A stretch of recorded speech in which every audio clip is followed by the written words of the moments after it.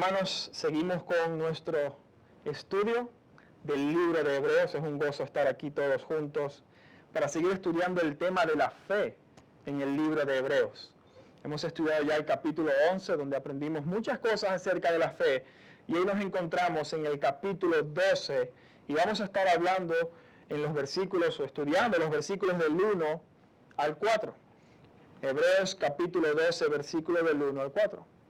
Y antes de comenzar, yo no sé si usted sabía, pero aquí en Madrid, en noviembre de este año, ya que el COVID lo está permitiendo, va a haber una carrera, creo que es del 20 al 24, por esas fechas, a partir del 20 de enero, hay una carrera que se llama The Spartan Race, es decir, en español, la carrera espartana. Y es una carrera que está diseñada para exigir al máximo a aquellos quienes compiten en ella. Es una carrera en la que se va a probar al máximo la resistencia física, la resistencia mental, la lógica sobre cómo vas a ir tú resolviendo los obstáculos que se presentan en la carrera.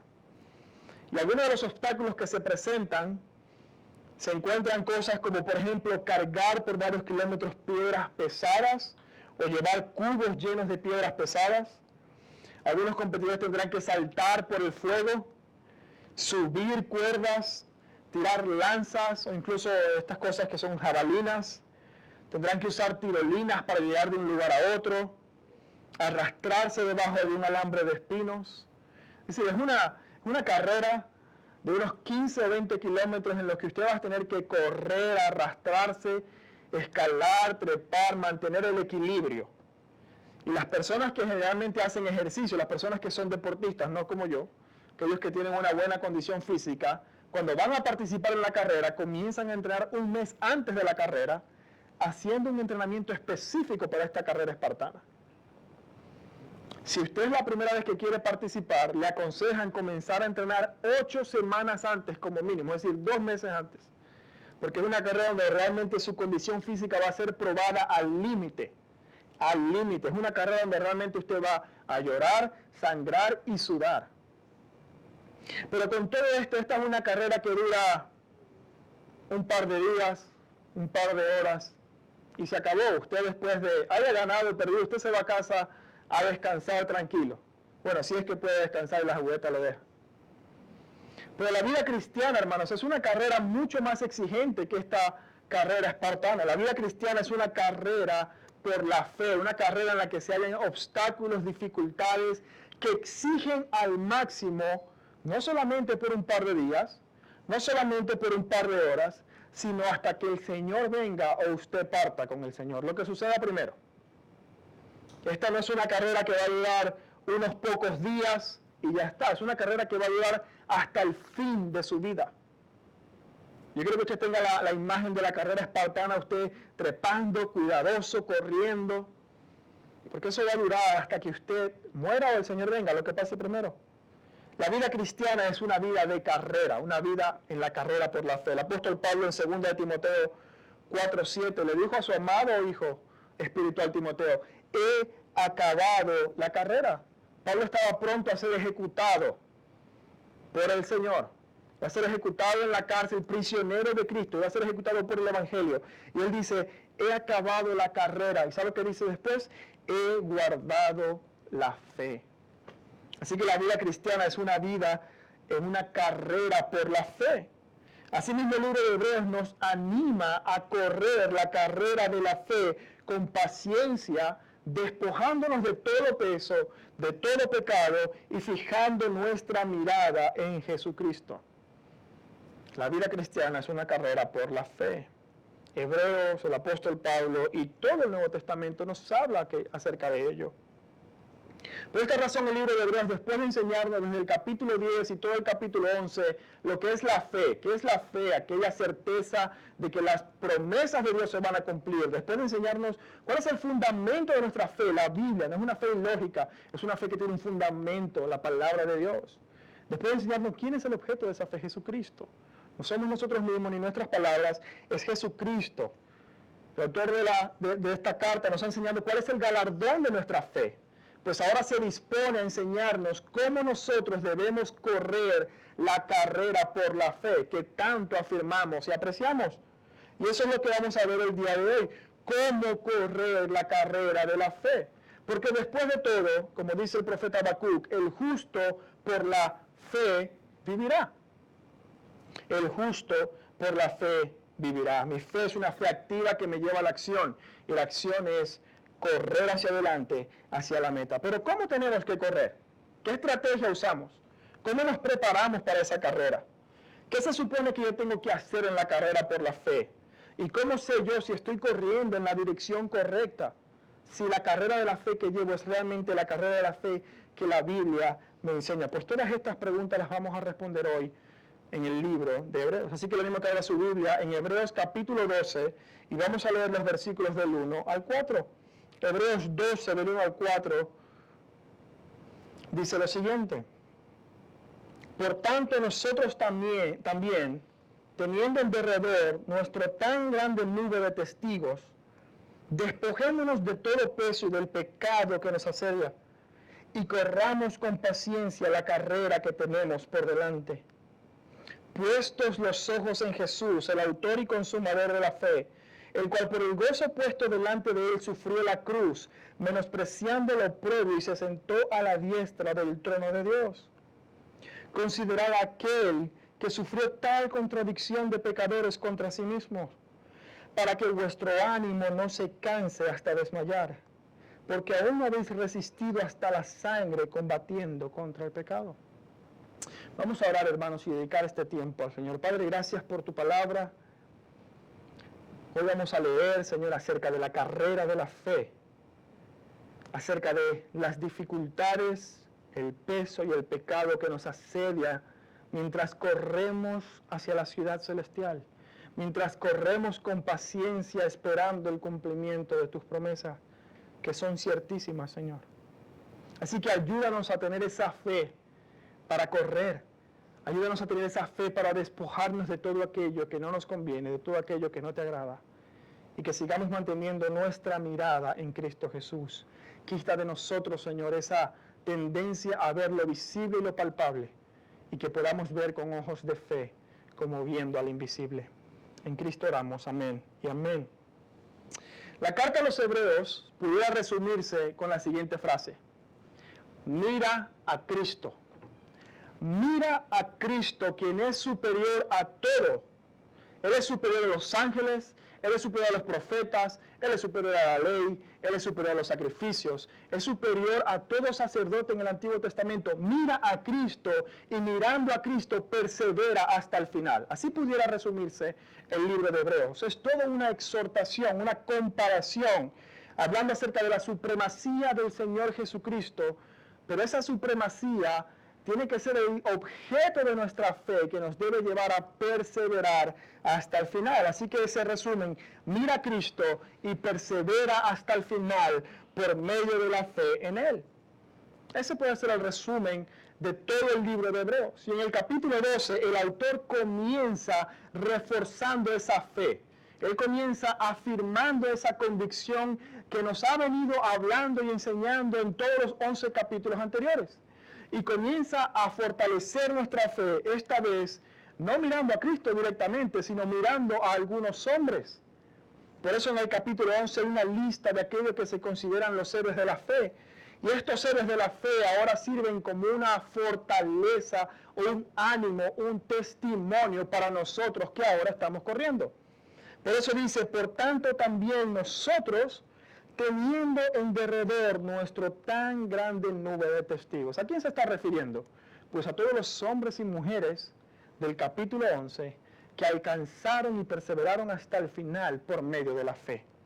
Estos que corrieron antes que nosotros, que murieron por la fe y que vivieron por la fe, son para nosotros un ánimo en nuestra carrera. El autor los llama testigos. Ahora, son testigos no en el sentido de que son espectadores viéndonos a nosotros correr. Son testigos en el sentido de que su vida testifica, dan testimonio de que la vida de fe es la mejor vida. De que la vida de fe, aunque sea una vida que va a llevar a problemas en este mundo, es la vida que conviene. Ellos están testificando, ¿no? Por eso el libro de Hebreos en el capítulo 11 no se trata acerca de ellos, no son ellos los héroes de la fe. Más bien es la fe que les permitió a ellos permanecer. El punto no es, ellos son superhéroes y tienes que ser como estos hombres. No, es, mira cómo estos hombres débiles pudieron permanecer por la fe en Jesucristo que ellos tenían. El punto de Hebreos 11 es la fe, no las personas. Pero las personas nos sirven a nosotros como testimonio, porque esa fe de la que testifican, que fue suficiente para ellos, también lo va a ser para nosotros. Ellos son nuestros testigos, nos dan testimonio. En relación a esto, David Byrd, en su comentario del capítulo 12 de Hebreos, dice, habla de ellos, hablando de estos testigos, ellos mantuvieron fielmente el testimonio de la fe, aún al precio de su propia vida. Ellos son un testimonio elocuente para nosotros de que la fe vale la pena. No importa cuán mal nos vaya, cuán mal la pasemos, vendrá el cumplimiento de la promesa de Dios. De modo que tenemos testigos que nos están testificando precisamente que eso es verdad. Por eso el autor de Hebreos en el capítulo 6 nos exhorta a no ser perezosos, sino a ¿qué? A ser imitadores de aquellos que por la fe alcanzan las promesas. Porque la fe es una carrera que vale la pena correr. Ahora, no es el camino más fácil. Estamos claros, lo vimos en la vida de las personas que estaban en Hebreos 11. No es el camino más fácil, está lleno de dificultades, de oprobio, de miseria, de persecución, de lucha a sangre. Está lleno de todas estas luchas y nosotros aún así permanecemos firmes por la fe en Jesucristo. Una de las obras cristianas, una de las obras de la literatura cristiana que mejor ilustra la carrera de la fe y las dificultades que en ella hay, es El Progreso del Peregrino. Yo no sé si usted lo ha leído, es un libro muy, muy bueno, se lo recomiendo, El Progreso del Peregrino de John Bunyan. Es una de las obras de literatura cristiana más ricas que mejor ejemplifica de una manera gráfica lo que es la carrera de la fe. Y esta es una historia que narra la conversión de un hombre que se llama Cristiano, que al leer el libro de la ley se da cuenta que tiene una carga muy grande sobre sí, de la cual él no se puede deshacer. Pero escuchando a un hombre llamado Evangelista, escucha de aquel Señor que puede librarle de su carga. Y motivado por esa esperanza de ser librado de su carga, él emprende un peregrinaje, una carrera desde la ciudad de destrucción, que es donde vivía, hacia la ciudad celestial. Y esta ciudad celestial es la misma que el libro de Hebreos nos dice que es la ciudad de Dios.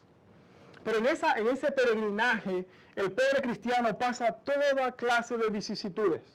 Y en una de ellas, hablando con uno de sus vecinos, él le dice lo siguiente. Su vecino se llamaba Flexible. Y le dice, ay de mí, que no puedo ir tan deprisa como quisiera, porque esta carga me abruma. Igual que cristianos, nosotros pudiéramos exclamar exactamente lo mismo. Vamos en rumbo a la ciudad celestial. Vamos caminando, anhelando llegar. Vamos en la carrera por la fe.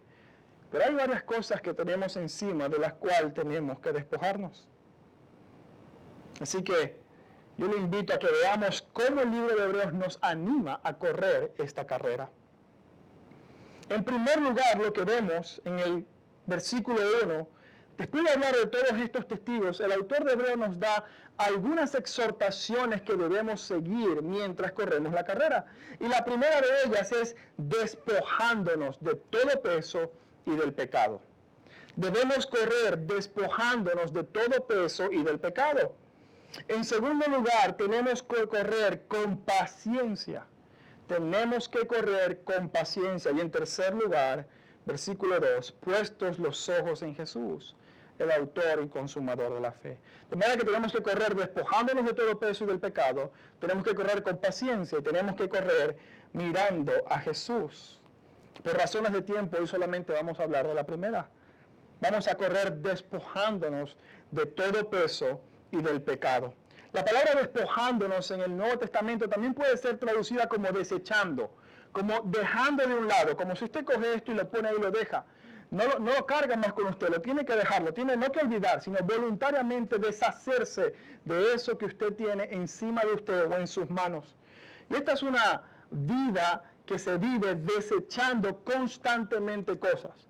La vida cristiana es una vida de carrera en la que se corre desechando constantemente cosas. Es algo que no solamente nos pide el autor de Hebreos, sino que todo el Nuevo Testamento. Mire lo que dice Pablo en Colosenses 3:8. Solo por mencionar algunos ejemplos. Pablo en Colosenses 3:8 dice, pero ahora dejad vosotros todas estas cosas. Dejad vosotros todas estas cosas. Despojaos de estas cosas. Santiago en el capítulo 1, versículo 21 dice, por lo cual desechando toda inmundicia y abundancia de malicia. Desechando toda inmundicia y abundancia de malicia. El apóstol Pedro en su primera carta, capítulo 2, versículo 1, dice, desechando pues toda malicia, todo engaño y toda hipocresía.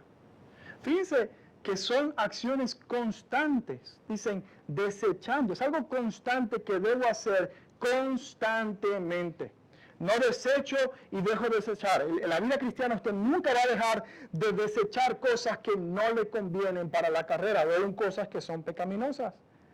Hay muchos otros pasajes que nos exhortan a lo mismo. La carrera de la fe se vive desechando constantemente. Y un spoiler alert, déjeme decirle, le voy a arruinar el final de la película. Esto no se va a acabar nunca, hasta que Cristo venga, hasta que usted muera y sea librado de este cuerpo de maldad. Así que si usted, como decía nuestro hermano Igor, ¿qué es la vida cristiana? Decía el domingo pasado, ¿no? Pues esa carrera que cuando llegamos a la cima nos damos cuenta que es solamente el inicio de la carrera. Si usted cree que ha luchado con el pecado hasta ahora, déjeme decirle que luchará hasta el final y luchará hasta la muerte.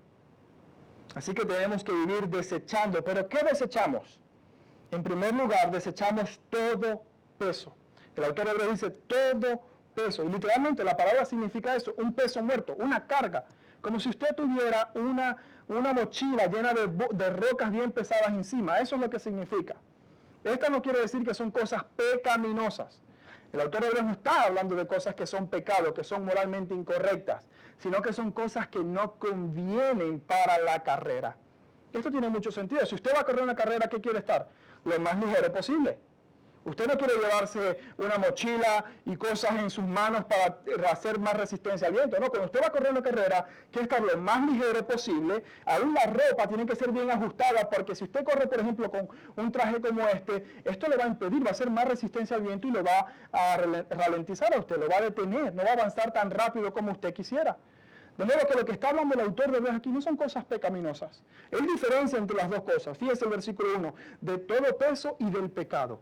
Hay dos cosas distintas de las que nos tenemos que deshacer. Algunas de ellas son claramente pecaminosas, ofensas delante de Dios, malas, moralmente incorrectas, y otras no lo son, pero son inconvenientes para su carrera.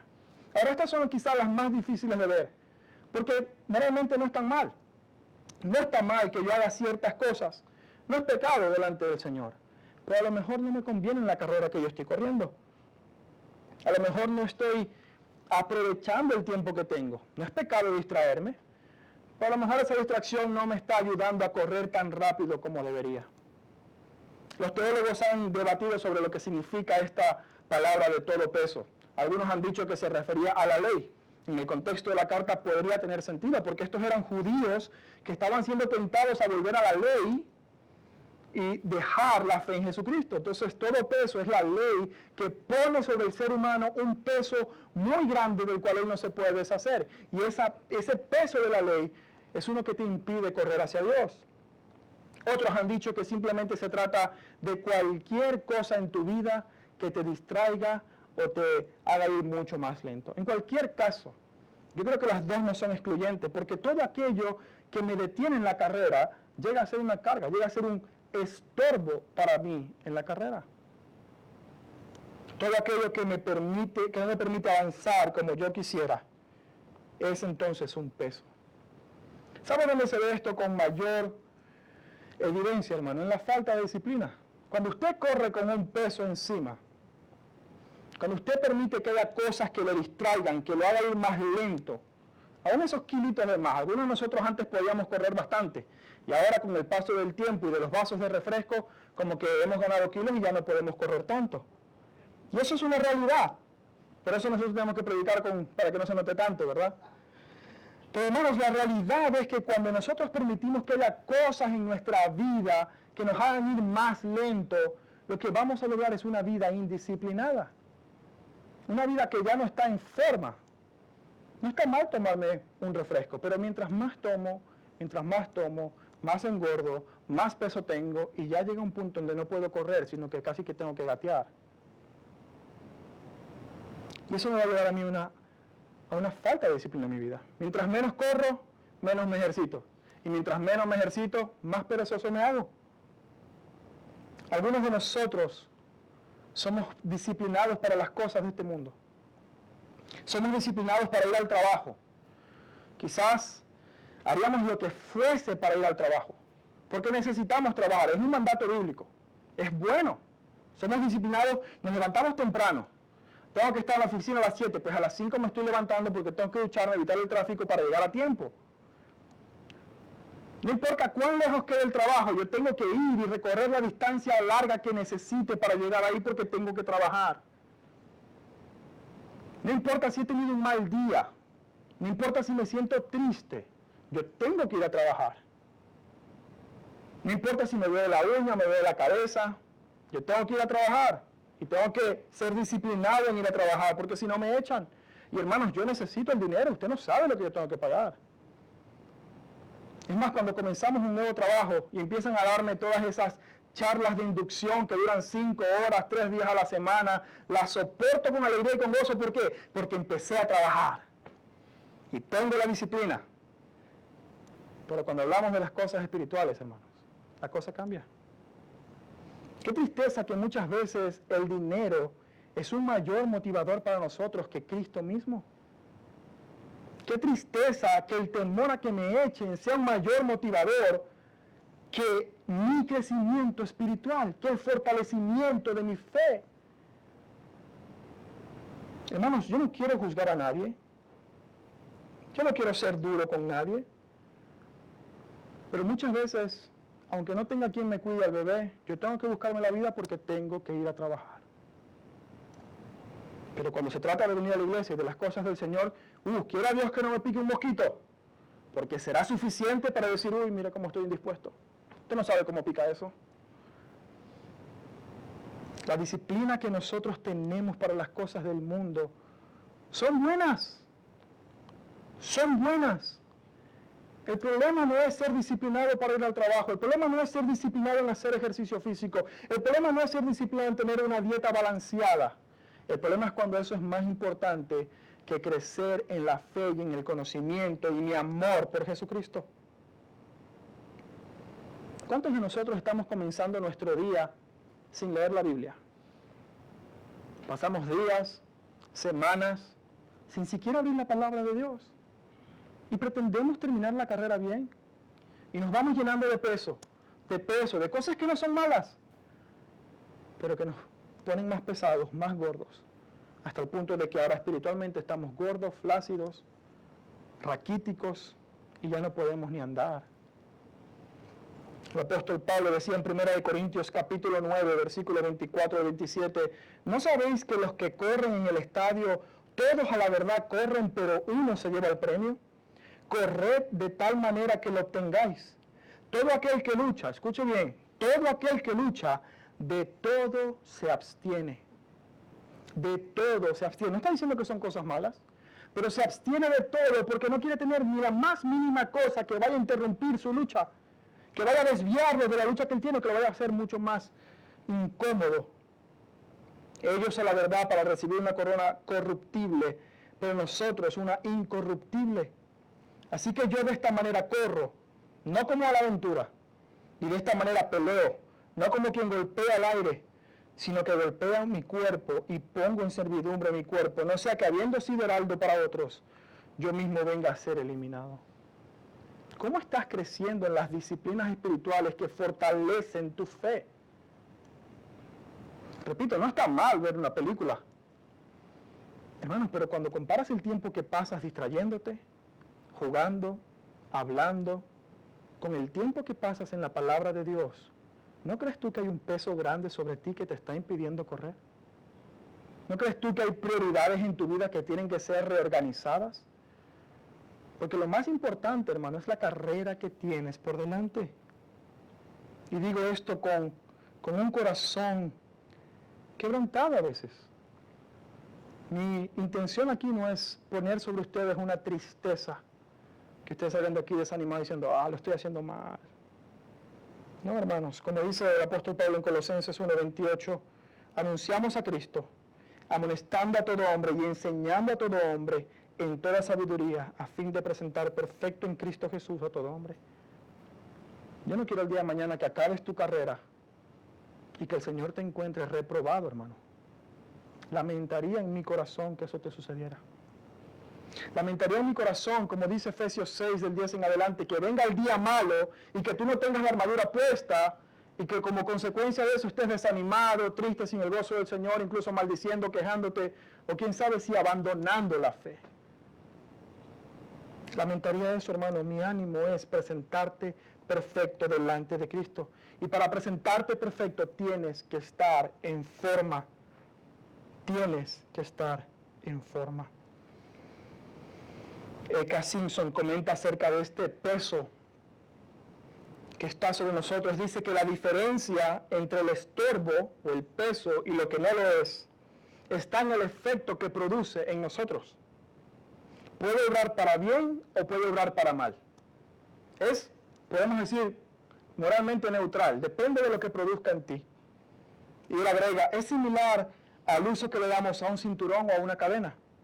Un cinturón sostiene al que lo lleva, pero una cadena ata y usa y tiene una carga pesada sobre quien la tiene puesta. De manera que cada uno de nosotros tenemos que conocernos a nosotros mismos y saber cuáles son aquellas cosas que nos distraen, aquellas cosas que nos ayudan a correr mucho más despacio. Barker, uno de los entrenadores físicos profesionales del Spartan Race, él decía, el competidor tiene primero que conocer dos cosas, conocer la carrera y los obstáculos a los que se enfrenta, y en segundo lugar tiene que conocerse a sí mismo. Él tiene que saber cuáles son sus habilidades, cuáles son sus fortalezas y cuáles son sus debilidades. Tiene que saber cada cuánto va a necesitar agua y a qué distancia están las paradas de agua entre sí, porque tiene que saber administrarse. Nosotros tenemos que conocernos también a nosotros mismos. Segunda de Corintios 13:5 dice, examinaos a vosotros mismos si estáis en la fe. Probaos a vosotros mismos.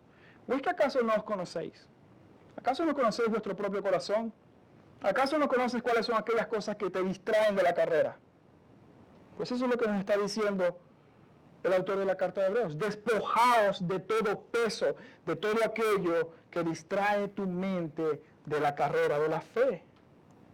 Quítate todo aquello que te impide avanzar. ¿Sabía usted que los atletas en el mundo griego corrían desnudos? Por eso los cristianos casi no participaban en los eventos deportivos en la antigüedad, porque corrían desnudos, y obviamente había alguna connotación allí. Pero entrenaban y corrían desnudos o en una ropa muy ajustada para evitar enredarse o que algo les estorbara. Pues es exactamente eso mismo lo que nos manda el autor de Hebreos. Pero en segundo lugar, además de despojarnos del peso que está sobre nosotros, también debemos despojarnos del pecado que nos asedia. Y esta es una frase que siempre me ha parecido interesante. El pecado que nos asedia. La palabra pecado no es muy popular hoy en día. Las personas no quieren escuchar acerca del pecado, les molesta escuchar acerca del pecado. Incluso creyentes, les molesta escuchar acerca del pecado. Y lo que les molesta no es realmente la palabra pecado en sí, lo que les molesta es que se llame pecado a aquello que ellos disfrutan. Eso es lo que realmente les molesta. Por eso es una palabra casi en desuso el día de hoy. Si usted habla de pecado, la gente lo va a mirar extraño, lo va a mirar, pero tú de qué época eres, y ya nosotros nos hemos librado de esas ataduras mentales. Pero cuando las personas piensan en el pecado, tienen siempre una connotación negativa, y deberían tenerlo. Por las razones bíblicas, deberían tener una connotación bíblica de lo que significa el pecado. En la iglesia, si usted le pregunta a un hermano, tú has sido libre del pecado, Cristo ha perdonado tu pecado una vez por todas. Pero si usted le pregunta, ¿qué es el pecado?, a lo mejor se sorprendería de lo que responde. A lo mejor le dice, bueno, mira, matar, robar, mentir y ser adúltero. Y a lo mejor esa es la única concepción de pecado que una persona tiene. Pero si esa es la única concepción de pecado que tenemos, hermanos, no vamos a poder despojarnos del pecado que nos asedia. ¿Sabe por qué? Porque usted no puede deshacerse de aquello que usted ignora. Usted no va a un oncólogo sin saber que tiene cáncer. Primero tiene que descubrir que tiene cáncer. Primero tiene que experimentar los síntomas para luego entonces ir a un oncólogo y buscar el remedio. Si usted ignora el pecado que lo asedia, usted no va a hacer ni esto para poder moverse, para despojarse de él. No va a hacer nada. Lo que usted ignora no se puede deshacer de ello. Por eso la Biblia nos manda a nosotros a examinarnos, a conocernos. Y tenemos que entender también qué es el pecado y cuál es la naturaleza del pecado. El creyente tiene que meditar sobre estas cosas, hermanos. No podemos vivir una carrera ignorante. Si usted va a la Spartan Race el día de mañana sin entrenar, sin conocer la carrera, créame que la va a pasar mal. La va a pasar muy, muy mal. Y lo mismo en la carrera de la fe. Muchos creyentes no se preocupan con el pecado hasta que comienzan a ver las consecuencias de este en su vida. Un teólogo decía que el pecado es como una mascota bebé, pero una mascota que es un dragón o un tigre. Cuando está bebé, lo alimentas y es bonito y es gracioso. Pero a medida que lo alimentas, crece y crece y crece hasta devorarte. Si usted no conoce el pecado que lo asedia, si no entiende la naturaleza del pecado, muy poco va a poder correr esta carrera de la fe con éxito. Así que para entender la carrera, tenemos que saber qué significa el pecado, qué es el pecado. ¿Solamente algo que tiene que ver con la conducta? ¿O es algo que va más allá de la conducta? ¿Es algo que tiene que ver con los pensamientos, los deseos, las emociones y aún las intenciones de nuestro corazón? ¿Es el pecado simplemente portarse mal? ¿O va mucho más allá de eso? John Bunyan, el autor de El Progreso del Peregrino, hablando acerca del pecado, él decía lo siguiente. Esta era una de sus últimas frases acerca del tema. Él decía, el pecado es el gran impedimento y la gran barrera para nuestra felicidad. El pecado es el que procura todas las miserias del hombre, tanto aquí como en el más allá. El pecado quiere verte destruido, el pecado quiere literalmente verte empobrecido, arrastrado. Y no estoy hablando desde el punto de vista económico, hablo desde el punto de vista espiritual, moral, integral. Quiere verte completamente entregado a pasiones desordenadas, destruido, con una vida en desastre. Una hermana ahí me decía que ella vio un cuadro que lo único que le recordaba era la palabra devastación. Y eso es lo que el pecado quiere para ti, quiere tu devastación. Él dice, eliminar el pecado, John Bunyan, y nada puede dañarnos. Quita el pecado y nada puede dañarnos, ya que la muerte temporal, la muerte espiritual y la eterna son la paga del mismo. Ustedes quitan el pecado de la ecuación y se acabó. En la Biblia, solamente en el Nuevo Testamento, hay aproximadamente unas 7 palabras que se usan para describir al pecado. Alguna de ellas es referido como impiedad o injusticia. En otras se refiere al pecado como la ilegalidad. Escuche bien, en algunos versículos se describe como ignorancia. Aquellos que corren en la ignorancia de su mente, con el entendimiento que entenebrecido, son ignorantes de las cosas de Dios. El pecado es descrito como ignorancia. En otros versículos es descrito como la violación a la ley moral de Dios. Y la palabra más común que se usa en el Nuevo Testamento para el pecado es amartía, que significa errar en el blanco. Como una persona que va a tirar una flecha, un arquero, que suelta una flecha y cuando suelta una flecha, erra completamente al blanco. Va en otro lugar que no es donde debía dar. Pues de la misma manera nosotros somos pecadores porque hemos errado al blanco, no hemos podido atinar a la voluntad de Dios, sino que por el contrario hemos dado en otro lugar. El pecado, hermanos, es una fuerza que domina al ser humano. El pecado no es algo que usted hace, el pecado es algo que lo domina a usted. Algo que lo tiene completamente controlado desde adentro. El Señor Jesús dice que lo que contamina al hombre viene de dónde, de afuera, no, viene de adentro, porque del corazón salen los adulterios, los asesinatos, las maledicencias y todo eso. El pecado esclaviza al hombre, es un tirano, es un dictador que no va a salir ni por fuerza, tiene que salir a muerte. El pecado tiene que morir en nosotros. El pecado busca dominarte y esclavizarte. Mi esposa empezó a ver recientemente una serie en televisión acerca de la esclavitud de las personas negras en Estados Unidos en la antigüedad. Es una serie completamente... me causa disturbio verla. Es una cosa increíble, ver el maltrato. Pero en esta serie, y el punto que quiero mostrar es que algunos de estos esclavos negros lograban escapar hacia la parte de Estados Unidos donde podían vivir como hombres libres. Entonces, si lograban escapar, huyendo, corriendo, salvando su vida, llegaban a la parte de Estados Unidos donde podían trabajar como hombres libres y podían ser como cualquier otra persona. No con los mismos derechos de los blancos, obviamente, pero por lo menos ya no eran esclavizados. Lo que estas personas no sabían es que cuando llegaban a la otra parte de Estados Unidos donde podían vivir como hombres libres, habría hombres blancos que se dedicaban a la caza de negros. Es decir, esperaban que estos hombres libres ahora estuvieran solos, estuvieran sin nadie a su alrededor, los cazaban para devolverlos a su esclavitud. Los secuestraban, les tapaban la boca, los desmayaban a golpes, les cortaban algún miembro, lo que sea, para llevarlos de vuelta a la esclavitud que antes estaban y de la que nunca tuvieron que haber salido. A los campos de algodón en Estados Unidos. Así es el pecado. El pecado es exactamente igual en tu vida. Te está asediando, está al acecho, te está rodeando para ver cuándo estás solo, cuándo estás descuidado y cuando menos lo esperas quiere llevarte a la esclavitud de la que Cristo te sacó. El pecado te asedia, te está rodeando, hermano. Por eso, Romanos 6:12 dice, no reine pues en vosotros el pecado. No reina en vosotros el pecado. ¿Quién reina? Un rey. ¿Alguien que tiene qué? Autoridad. Pues el pecado se enseñorea del ser humano. Y el ser humano no puede ser libre de él. Amado amigo, amado compañero que hoy quizás nos visitas por primera vez o te unes por primera vez a nosotros por Zoom. El gran problema del ser humano no es la infelicidad. La infelicidad es un síntoma. La incomodidad es un síntoma de lo que produce el pecado en tu vida.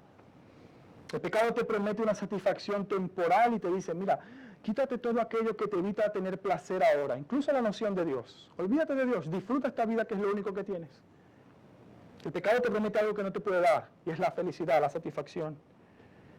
Pero detrás de ese ofrecimiento hay una mano con una daga esperando clavártela en el corazón para llevarte preso, esclavo, sumiso, arrastrándote todo el camino a la miseria espiritual alejado de Dios. Y amado amigo, déjame decirte que no hay posibilidad de que tú puedas escapar de él. No hay nada que nosotros podamos hacer para escapar de la esclavitud del pecado. Pero ¿sabes qué? Hay alguien que sí. El Señor Jesucristo vino sin sumisión al pecado, vino completamente libre, perfecto, vivió una vida perfecta delante de Dios, pero fue tratado como esclavo por ti. Fue tratado como culpable por ti y por mí. Y ahora nosotros, por medio de su sacrificio, reconociendo nuestra condición, arrepintiéndonos de nuestra rebeldía delante de Dios y creyendo que Jesucristo me puede librar del pecado, yo recibo perdón y libertad verdadera. El apóstol Pablo decía en Romanos 7, decía, ¿quién me puede librar de este cuerpo de muerte? Gloria a Dios y Padre por nuestro Señor Jesucristo. Solamente Cristo puede librarte en verdad del pecado. Solamente Cristo puede darte una vida nueva. Así que el pecado en la vida del creyente está al acecho, rodeándote. Y su único objetivo es que dejes de vivir por fe. Hay un pequeño libro que tenemos aquí en la iglesia, les recomiendo también que lo compren. Se llama Guerra, por Mitch McConnell. Y habla acerca de ese conflicto que el cristiano experimenta con su pecado y su nueva vida en Cristo. Y esto es lo que él dice. La tentación tiene el único objetivo de hacer que la persona no viva más por fe, sino que viva para el pecado. ¿Usted ve la carrera de la fe que tenemos por delante y cómo el pecado intenta distraernos de ella? ¿Y sabe por qué? Porque el pecado odia todo aquello que Dios promete. El pecado odia las promesas que Dios nos ha hecho de libertad, de gozo, de paz, de santidad. El pecado quiere distraerte con el aquí y el ahora. Y aquí hay una poderosa conexión. Yo creo que el libro de Hebreos nos está hablando poderosamente, porque hay una conexión entre el ejemplo de Moisés que vemos en el capítulo 11 y el capítulo 12. Vamos al capítulo 11 de Hebreos, capítulo 11, versículos 24 al 27. Mira lo que habla acerca de Moisés. Fíjense cómo habla acerca de la fe. Por la fe, Moisés, hecho ya grande, rehusó llamarse hijo de la hija de Faraón. Escucha bien, escogiendo antes ser maltratado con el pueblo de Dios que gozar de los deleites temporales del pecado. Que gozar de los deleites temporales del pecado, teniendo por mayores las riquezas del vituperio de Cristo que los tesoros de los egipcios, porque tenía la mirada puesta en el galardón. Por la fe dejó Egipto, no temiendo la ira del rey, porque se sostuvo como viendo al invisible. Moisés tenía todo lo que podía tener en Egipto. Todo. Usted imagínese el reino más poderoso del mundo en la época. La tecnología más avanzada del mundo en la época. La economía más fuerte. Y que usted sea pariente nada más y nada menos que del rey de esa región. ¿Usted sabe todo lo que usted podría disfrutar? Trabajo pesado, olvídelo. Escasez, ¿qué es eso? Calor, ¡guau! Tengo personas que me hacen así con una palma y me dan uvas. Todo lo que quisiera, mujeres, esclavos, dinero, diversión, comodidad, tranquilidad. Es más, ni siquiera guerra, porque no había nadie que hiciera frente a Egipto, la nación más poderosa en ese momento. Pero ¿sabe qué escogió Moisés? Rechazó eso, porque entendía que eran los deleites del pecado. El pecado quiere nublar tu mente y decirte, ¿sabes qué? Eso que Dios te está prometiendo es muy lejos. Está muy lejos y para llegar allá tiene que pasar tanto trabajo. No es necesario alcanzar esa felicidad. Mira, yo te doy felicidad ahora mismo, ya, ahora, toma. Disfrútala. Es la vida del creyente. Eso es lo que el pecado está haciendo en tu vida. Eso es exactamente lo que busca. Apartarte de la carrera de la fe. Ahora bien, ¿cómo podemos despojarnos del pecado? ¿Cómo podemos hacerlo? Esto nos llama a hacer el autor de Hebreos, pero ¿cómo lo hacemos? Pues hay tres cosas que yo creo que nos está animando la Biblia, texto a hacer. En primer lugar, debemos conocer nuestro corazón. Debemos saber cómo actúa el pecado en nuestra vida. Cada uno de nosotros es tentado de una manera diferente. Lo que es una tentación para mí puede ser que no lo sea para otro. Pero la tentación va a ser igual, en la misma intensidad para cada uno de nosotros. Porque va a probarnos para llevarnos y alejarnos de la fe. ¿Cómo despojaremos de aquello que ignoramos que existe? Pues tenemos que saber cómo el pecado quiere asediarnos a nosotros, cómo el pecado quiere echar raíces en tu corazón. Yo te pregunto, toma un momento para pensar en esto. ¿Tú estás consciente de cómo el pecado ha intentado enseñorearse de ti esta semana? ¿Has pensado en eso? ¿Has pensado en cómo el pecado ha intentado dominarte esta semana? ¿O es algo que ni siquiera habías pensado? Jerry Bridges, en su libro Pecados Respetables, nos da una lista de pecados que no son visibles, hermanos. A veces pensamos que, bueno, yo no veo cosas obscenas, yo no digo malas palabras, bueno, yo no robo ni mato a nadie, entonces soy un buen cristiano. Pero fíjense lo que dice Jerry Bridges en su libro Pecados Respetables. Nos da una lista de pecados que no son visibles, pero que son altamente tolerados en la iglesia y que contaminan como cualquier otro. Él habla acerca de la impiedad, es decir, la falta de piedad.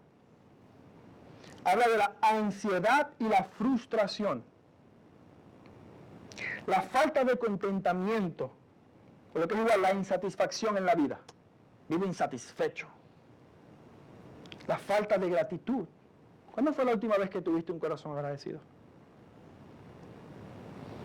¿Has pensado cuántas veces te quejas?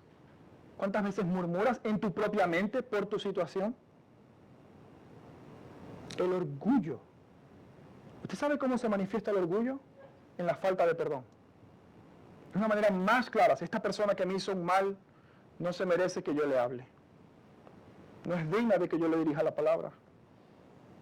¿Cuántas veces no se manifiesta el orgullo en los matrimonios, en el trabajo, aún con nuestros hijos? ¿El egoísmo o el individualismo? No, hermano, yo sé que tú tienes necesidad, pero es que yo he trabajado tanto esta semana que no puedo hacer un esfuerzo para ti.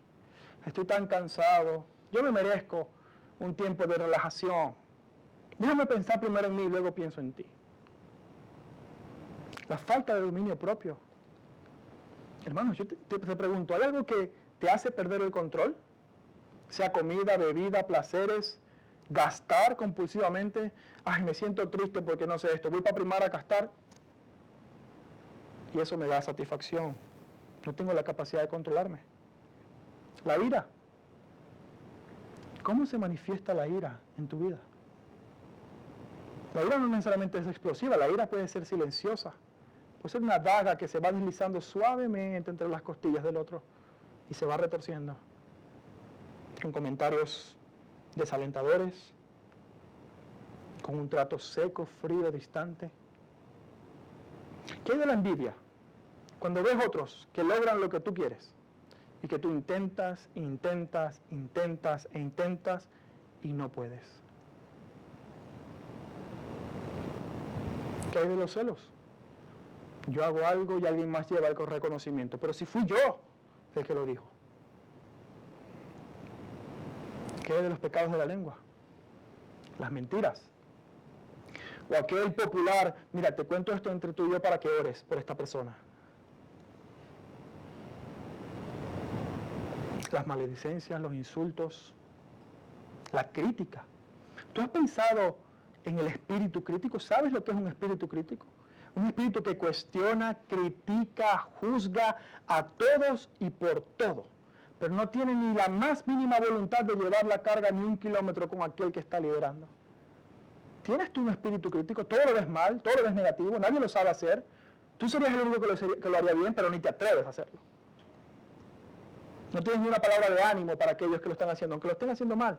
No tienes ni una palabra de ánimo, sino todos son críticas. La mundanalidad, tener una mente carnal. Yo predicaba acerca de eso el domingo pasado, tener una mente carnal. Nadie habla de esto. No se ve. No es palpable. Pero echa raíces en tu corazón y te domina al punto que te lleva a correr lento. Incluso te lleva a detenerte en la carrera. La lista es increíble, hermanos. La lista es una cosa tremenda. Examina tu corazón. Si quieres despojarte del pecado que te asedia, en primer lugar, examina tu corazón. Ve al Señor en oración y a la luz de su palabra y di, Señor, muéstrame los pecados de mi corazón que son ocultos. ¿O es que tú crees que tu corazón dejó de ser engañoso? ¿O es que tú crees que ya lo has logrado todo? El apóstol Pablo dijo, hermanos, no pretendo haberlo alcanzado ya, sino una cosa hago, olvidando lo que está atrás, prosigo adelante. Pero para eso tenemos que despojarnos del pecado y para hacerlo tengo que conocer cómo el pecado quiere echar raíces en mi corazón. En segundo lugar, si queremos despojarnos del pecado, tenemos que mirar a Cristo. Hebreos 12:2, el texto de hoy dice, puesto los ojos en Jesús. No hay otra manera de ser librado del pecado que no sea viniendo a Cristo, que no sea viniendo a su palabra, que no sea viniendo y exponiendo nuestras mentes diariamente a Él. ¿Sabe que el pecado deja de ser perceptible a nuestros ojos cuando nosotros pasamos tiempo lejos del Señor? Marja y yo teníamos hace tiempo, cuando vivíamos en Torrejón, teníamos una vecina que, bueno, ella tenía 2 perros bastante grandes y ella pasaba mucho tiempo fuera de casa. Y esos perros hacían desastre en su casa, hacían sus necesidades en casa. Y en el invierno bien, porque todas las puertas estaban cerradas y las ventanas también, pero cuando llegaba el verano, que esas ventanas se abrían, hermano, el olor de la otra casa venía a dar aquí. Y el olor era desagradable. ¿Sabe por qué? Porque nosotros no estábamos acostumbrados a ese dolor. Pero mi vecina podía dormir tranquilamente en su casa. ¿Sabe por qué? Porque el olfato ya se había acostumbrado a la pudredumbre de lo que hacían sus perros. Que no le molestaba ese olor a caca, concentrada. No le molestaba. Hasta que nos quejamos y llegó un momento y dijo, ay, sí es verdad que esto huele feo. ¿Sabe qué pasa con usted cuando usted se aleja del Señor? Exactamente lo mismo. El pecado deja de oler feo. El pecado deja de incomodar. Cuando usted deja de venir a Cristo y poner su mirada en Cristo, usted comienza a deleitarse en aquello que está en el mundo. En la ingratitud, en los celos, Y usted se acostumbra a ser una persona celosa. Y ya no lo ve mal, ya lo ve como normal. Usted comienza a ser una persona airada y no le importa, porque dice, claro, es que mira lo que me hizo. Y ya no le importa. Tenemos que deleitarnos en Cristo y en su palabra. Tenemos que venir al Señor y deleitarnos en Él, encontrar nuestro contentamiento, nuestro gozo en Él. Hoy leíamos en la clase de sufrimiento Filipenses 3:8, donde Pablo dice, todo lo tengo por estiércol a fin de ganar a Cristo. El deleite mayor de la vida de Pablo, ¿sabe cuál era? La persona de Jesucristo. Y Él es el fundamento y objeto de nuestra fe. ¿Usted quiere despojarse del pecado? Deleítese en el Señor y en su palabra.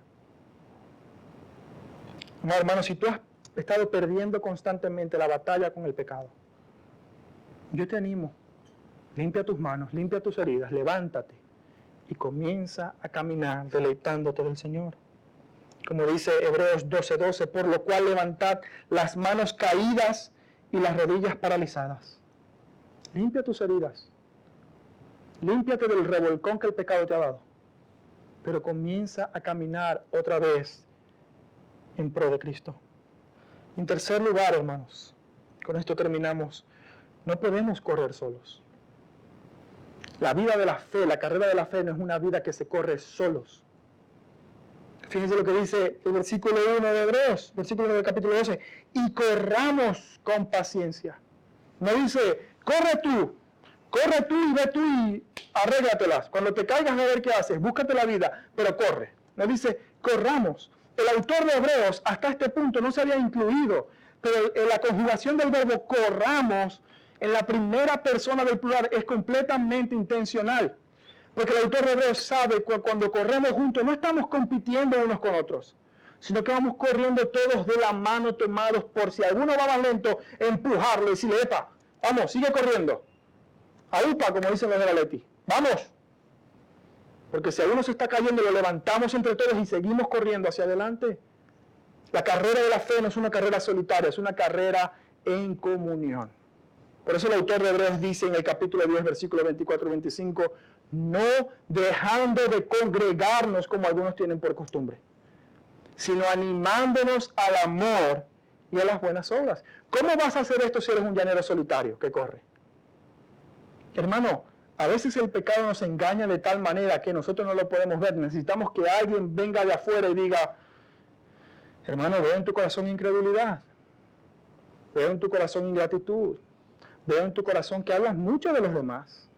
Veo en tu corazón que hablas mucho acerca de ti mismo. Yo. Veo en tu corazón que estás mintiendo.